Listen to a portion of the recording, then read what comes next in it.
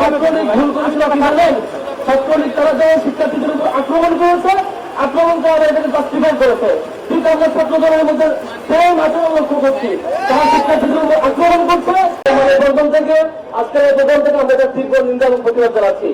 একই সাথে আমরা 5 আগস্টের পরে মনে করেছিলাম গত 15 বছর যারা ভিত্তিম হয়েছিল ছাত্রদল, শিবির, ছাত্র শিবির সহ অন্যান্য সকল সংগঠন অন্তত এবারে বুঝবে আমরা যে যেমন ভাবে ভিত্তিম হয়েছিলাম অন্তত এমন আচরণ আমরা করবো না, এটুকু অন্তত আমরা বিশ্বাস করতে চেয়েছিলাম। কিন্তু গতকাল 1-2 দিনের ঘটনা দেখেন, কয়টা ঘটনা?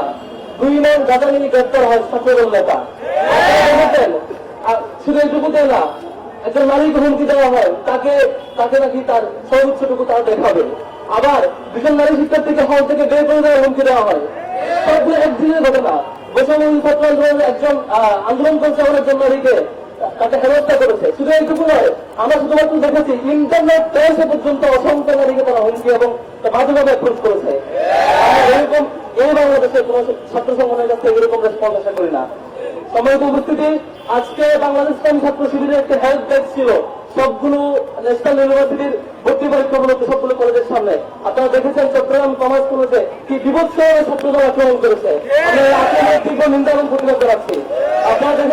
আপনারা দেখেছেন ঢাকায় বিভিন্ন কলেজে, বিভিন্ন ইউনিভার্সিটিতে, বিভিন্ন প্রতিষ্ঠানে তারা রুমে গিয়ে রুমে আজকে শিক্ষার্থীদের উপর নির্যাতন করছে।